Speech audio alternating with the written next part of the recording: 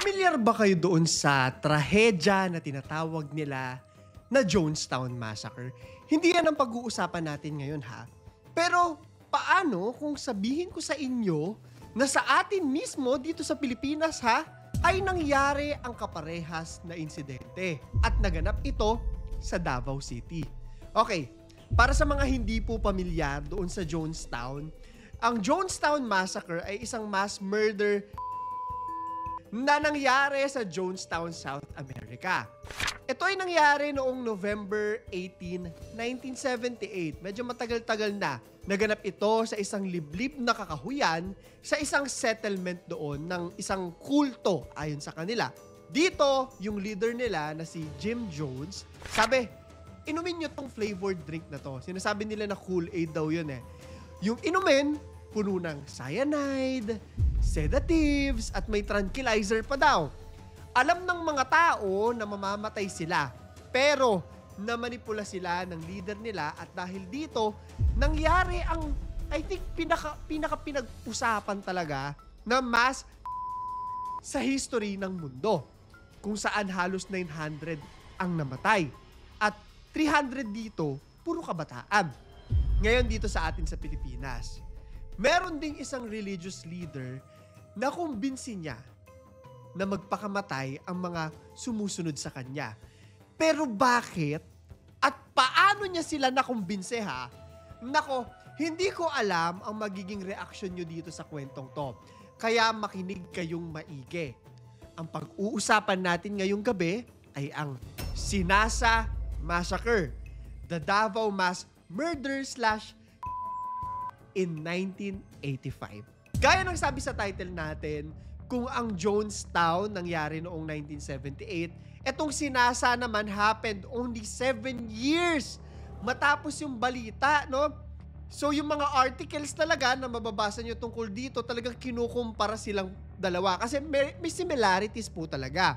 At that time, especially noong 70s and noong 80s, marami yung mga balita, especially sa US, no? Yung mga kulto, mga religious groups na kung ano-ano yung ginagawa, kung ano yung nangyayari, kung sino-sino yung mga naaabuso. Kaya laging pinag-uusapan talaga to sa kanila. Bago natin i-discuss ang trahedya, kikilalanin muna natin yung Sinasa. Sa Davao, yung Sinasa ay isang liblib na barangay o sityo at noong dekada 80, ito ay Number 1, mahirap abutin. Dahil sa kakulangan ng mga kalsada at komunikasyon, liblib talaga siya. Number 2, at importante po ito sa kwento natin, tahanan ito ng ilang katutubong tribo at mga marginalized communities, mga nasa laylayan. So vulnerable po talaga sila. At pag may mga vulnerable, meron po talaga nagte-take ng advantage dun sa kahinaan ng mga taong ito. At number 3, isang lugar ito kung saan madaling makapagtatag ng mga sacred groups or mga cults dahil na nga rin sa kakulangan ng ugnayan sa labas. Medyo nasa kabundukan po kasi talaga sila. So, maaano natin na hindi ganun kadalas yung pakikipag-ugnayan sa mga syudad, ganyan. Rural area ito at subsistence level yung kabuhayan. Sinerch ko po yan, ibig sabihin yung pagsasaka or nangangalap sila ng mga makakain nila sa kagubatan, ganun yung level. Wala rin itong sapat na access sa edukasyon at sa medisina, kaya i-expect natin no, na marami talaga yung naniniwala sa mga alternatibong pamamaraan ng pagpapagaling. Makikilala ngayon ng buong mundo ang Sinasa. Dahil sa leader nito, kayo na po ang bahalang humusga ha? Kayo na ang magsabi sa akin kung dapat bang gamitin yung salitang kulto. Pero ang pag-uusapan po natin muna sa ngayon ay sino si Mangayanon Butaog. Si Mangayanon Butaog, siya yung pinunong spiritual leader.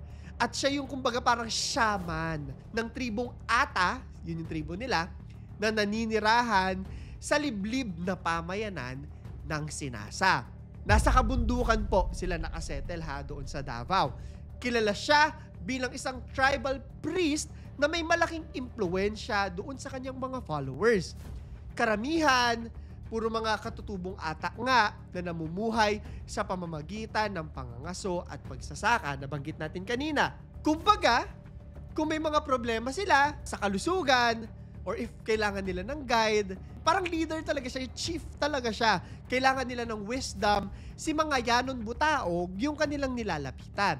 Take this detail ha. Importanteng alam nyo na sa kanya yung buong tiwala noong karamihan doon sa Ata tribe. Sinusubukan ko rin pong alamin kung saan based yung kanilang paniniwala. Hindi ko po masasabi ng diretsahan sa inyo kasi wala po tayong mga references or articles na sumusuporta dito. Pero yung katanungan ko is it based on Christianism? Do they believe in the Bible? Sadly, wala po ako mabibigay na konkretong reference po sa inyo, no?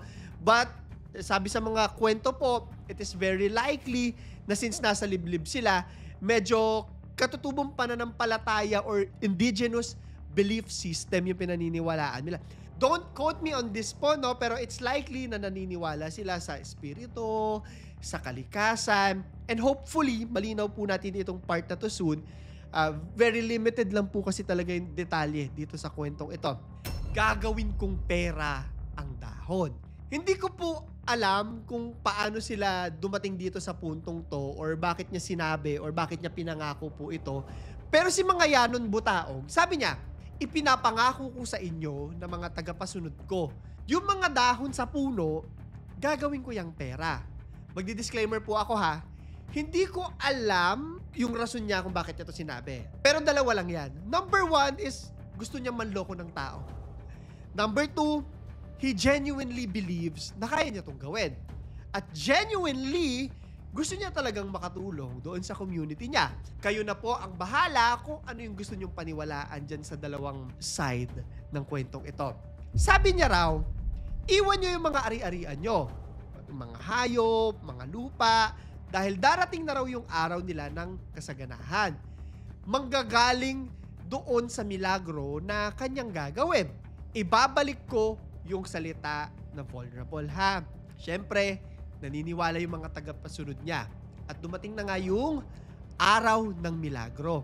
Wala naman kasing masama sa paniniwala. Pero pag naniniwala tayo, meron kasi talagang nagtitake advantage. No? So hindi natin alam kung sino yung mga yan. Kailangan nating hindi maging blind follower. Ika nga. Sabi nila, around 200 daw yung members or yung mga tribesmen ng Ata. At lahat sila umaasa doon sa pangako ni Mangayanon Butaog. At pagdating sa mga ganitong klaseng pangako, syempre, naniniwala ka, di ba? Aasa ka, nagaganda yung buhay mo, at gagawa ka ng mga plano sa utak mo. Ito yung bibilin ko, papagawa akong bahay para sa mga anak ko. Ito yung gagawin ko. At tandaan natin na sinabihan din sila na isuko yung mga ari-arian nila. So most likely, marami sa kanila, sinuko talaga. Pero ito yung nangyari. Hindi natupad yung pangako ni Mangayanon Butaog. Hindi ko masasabi ko sa inyo kung one-time event lang yon or matagal. Kung hihintayin ba nila o tingnan nyo itong dahon, magiging pera, yung biglaang ganun lang. Wala po tayong detalye dyan. Pero hinintay man or isang biglaang event lang itong paggawa niya ng pera sa dahon, medyo parang napahiya si Mangayanon Butaog. Palpak na milagro.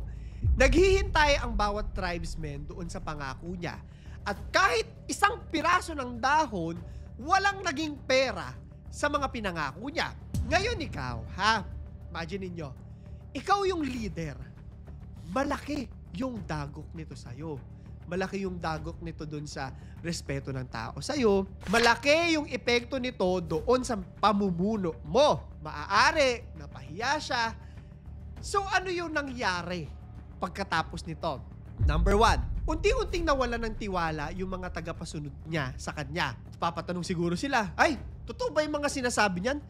Parang niloloko na lang tayo niyan. Hindi naman pala ganyan yan eh. So baka hindi rin tayo nagagamot nito, niloloko lang tayo. At pag ganito yung nangyari, syempre, unti-unting mabibitak yung komunidad. Mahahati. Number 2, dahil nawalan ng kumpiyansa sa kanya yung mga tagapasunod niya, bahagya no, na nawawala din yung control niya or yung authority niya doon sa kanyang community. And people of power, alam natin to sa lahat, history, lahat, hanggang ngayon, ang laking tapak po nito sa mga tao na namumuno. Sa susunod na parte ng ating kwento, mag-uusap po muna tayo. Dahil, spoiler alert, alam niyo na di ba? Pinatay niya yung mga tagapasunod niya. Bago ko yan ikwento, magko-conspiracy theory muna tayo. Gagawa muna tayo ng mga teorya. Dahil hindi naman lahat po tayo naniniwala sa mga healers, wala pong masama dito, at wala ring masama sa kumwestiyon. It might be true, pwede rin hindi. So, iisa-isahin ko po muna sa inyo yung mga possibilities. Kung bakit niya papatayin yung mga tagapasunod niya. Mga posibilidad ng pagpatay. Unang-una, syempre, baka takot siya na malaman na nagsisinungaling siya. This is if nagsisinungaling siya. If naniniwala siya na fake lang yung mga ginagawa niya. Alam natin that there are people who use religion or cults to control people. Ang unang teorya natin ay alam niya na hindi totoo yung mga sinasabi niya. At dahil dito, natakot siya na baka resbakan siya ng mga tao. Kaya inunahan niya na at pinatay sila. Teorya lamang po ito ha. Pangalawa, paghawak nga sa kapangyarihan. Itutuloy lang natin. But this time, unlike the first theory, is naniniwala talaga siya na kaya niyang gawing pera ang dahon. There is a chance na naniniwala siya na yung pagpatay aligned nga doon sa pinaniniwalaan niya. Or para hanggang sa huling pagkakataon, hawak niya pa rin yung kanyang mga tauhan. If naintindihan niyo. Pangatlo, posible rin kasi na ang lahat ng to ay delusion, maybe even hysteria. At delikado to, maraming tao yung mga naniniwala na propeta talaga sila. Marami yan. Hanggang ngayon, meron talaga na nanloloko at sinasabing propeta sila. Mga false prophets na tinatawag. For all we know, this might have been just an unchecked mental health problem. Pero sabi ko nga, teorya ko lamang ito. So kayo po ang bahalang mag-decide kung ano yung pinaniniwalaan yung nangyari sa kwentong to. Aware ba siya? Hindi siya aware? Kayo na pong bahala. Eto na, The Sinasa Massacre, ang araw ng pagpatay. September 9, 1985. Nandun sila sa bundok. Yun yung area kasi sa Sinasa. Lahat daw ng mga tribes people, lalaki, babae, nandun sila. Nagpunta sila kay mga Yanon Butaog. Sa mga kwento, sabi nila, umakyat daw sa pinakatuktok ng bundok si mga Yanon Butaog. Ngayon dito, nakausap niya raw ang Panginoon. Kung anong klaseng Panginoon po ito, ay hindi po natin masasabi kasi hindi natin alam yung paniniwala nila. Bumalik sa village si Butaog. Sabi niya, umakyat ako sa tuktok, nakausap ko ang Panginoon. At ito ang sabi niya, meron tayong kailangang gawin at pag nagawa natin to, matutulog kayo at paggising ninyo, magigising tayo ng mga Diyos or kasama ang mga Diyos. Medyo may conflict dyan. Magkakaiba po yung sinasabi sa mga articles kung ano yung sinabi dito. Kung familiar po kayo sa mga kwento ng Burari death, ayan, Diyos ko. Parang ganito, very similar. Nung araw na yun, ayon sa mga articles na nababasa ko, naghanda daw si Butaog ng gruel. Ngayon ko lang narinig itong salita na to, gruel o gruel, na tinatawag. Hindi po ako familiar dyan. Sinearch ko at parang lugaw siya. Parang binato, ganon. May mga ilang rason kung bakit sa tingin nila itong gruel yung piniling ipakain. Una, syempre dahil parang lugaw lang siya, madali lang tong lutuin. Kumbaga parang magpapakulo ka lang ng bigas, tas lalagyan mo lang ng asin, or kung ano mga pampalasa, at dahil madami sila, di ba? Madali lang itong ihanda. Madali lang i-prepare. It makes sense. Pangalawa, dahil pamilyar sila doon sa pagkain. Imagine natin parang silog, hindi siya kakaiba, kinasanayan, hindi threatening, hindi mahirap ipakain. Okay, pangatlo, ito ay teorya ko lamang po ha. Baka kasi necessary yung gruel or part talaga siya ng ritual bago yung sacrifice na ginawa nila. The same way na sa mga Kristiyano, di ba, merong ostia. Okay, so parang ganon yung gruel sa kanila. Hula ko lang po yan ha. Teorya ko lamang po. Ngayon, itong si mga Yanon Butaog, nilagyan niya ng lason yung gruel or lugaw. The sad part about this is willing silang kainin to. At dahil dito, 68 yung tinataya na namatay sa trahedyang ito. Namatay silang lahat o namatay nga ba ang lahat? May plot twist ang kwento natin ngayong gabi. Ituloy natin. The Survivors. Sabi sa mga report, sa mga balita sa dyaryo, meron daw 5 survivors sa kwentong ito. Paano sila nabuhay kung kumain sila ng lason? In interview ng mga officers sa Davao, yung isa sa mga survivors na yan, tinanong siya, paano kayo nabuhay? Di ba kumain kayo ng lason? Etong survivor, kilala lang siya sa pangalan na Pininsaan. Walang kahit anong detalye, kahit saan na makakapagturo kung sino siya, anong pagkakakilanlan niya, at pagkakakilanlan ng iba pang mga survivor. Medyo obscure po kasi talaga itong kwentong to. And medyo, miski sa local news, hindi po natin siya makita. Bukod sa mangilan-ngilang articles na nababasa ko, sabi ni Pininsaan, alam niyo po ba kung paano kami nabuhay? Alam namin na may lason yung pinakain sa amin. So nung kinain namin to, nagpapanggap lang kami na nginunguya namin siya, na nilulunok namin siya, pero niluwa po namin. Tas alam niyo pa kung anong ginawa nila? Nagpanggap na lang daw sila na natutulog sila or patay sila. Ayon din sa survivor na itong si Pininsaan, hindi lahat ay aware na may lason yung kinakain nila. So somehow, binibigyan tayo nito ng POV, especially dun sa mga aware na may lason to, na makapangyarihan si Butaog.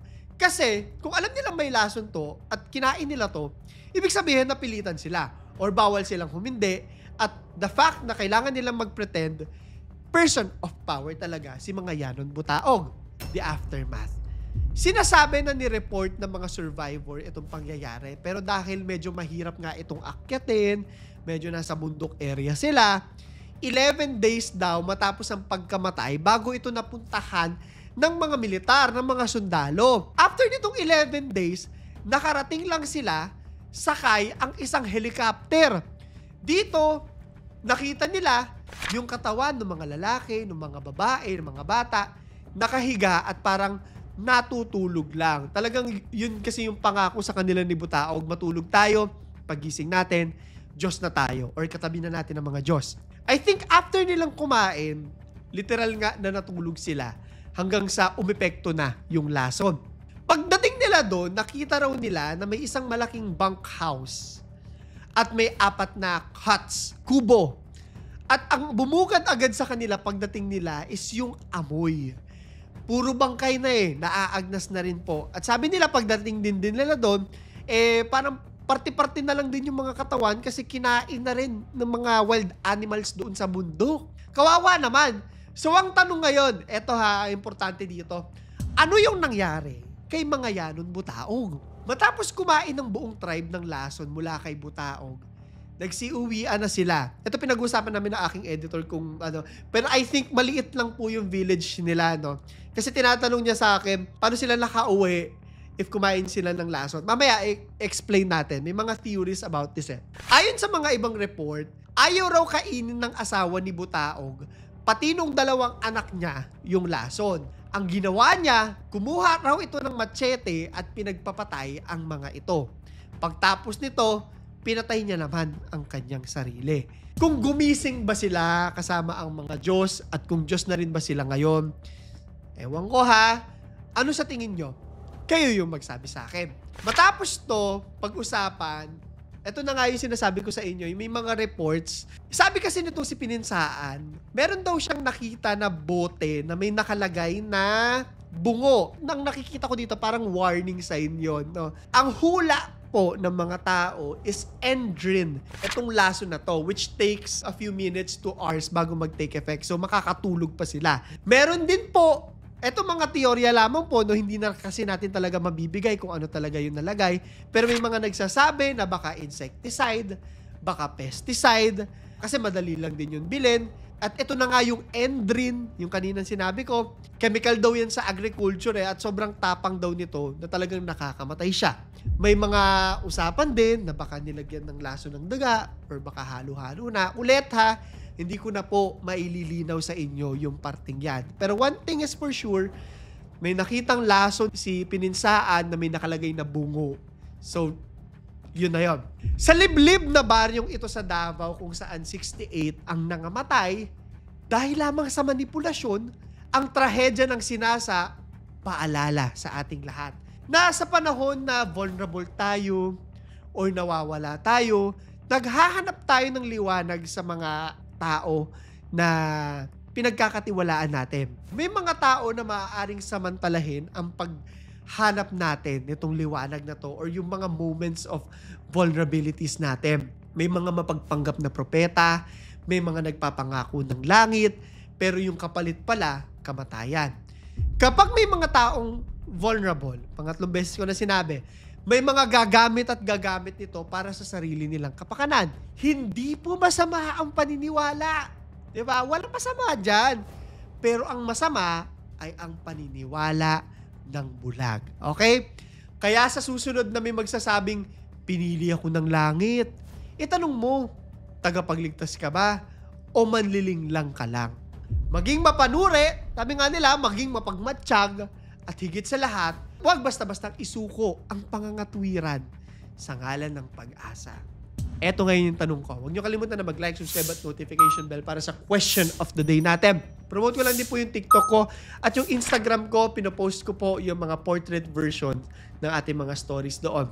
Para sa 1,000 Gcash giveaway, meron ba ngayong mga tao na nagsasabi na sila ay propeta, pinadala ng Panginoon, o sila mismo ang Panginoon na pinaniniwalaan ng napakarami mga tao? Sa atin ba sa Pilipinas, may mga pumapasok ba sa isip nyo? Kaya mo ba silang pangalanan? Idadagdag ko lang din po para sa isang mas personal na katanungan. Naka-experience na rin ba kayo na yung vulnerability ninyo ay ginamit ng isang tao para i-manipulate ka para sa sarili nila? So yun lamang po. Ito si Clara III at ito ang aking kwento.